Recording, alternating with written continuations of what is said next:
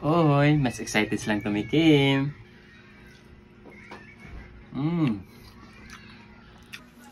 Grabe guys! Makakarami ka talaga ng bili ng luncheon meat na ito ni Mr. Squirrel. Akalain mo, 135 pesos na itong dalawa? At pwede ka pang makapili sa 3 flavors na ito.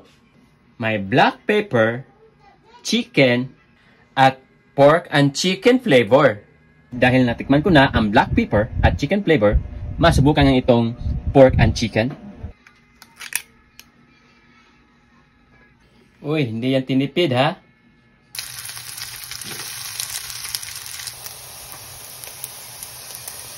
Pero ako muna ang mga titikim ha?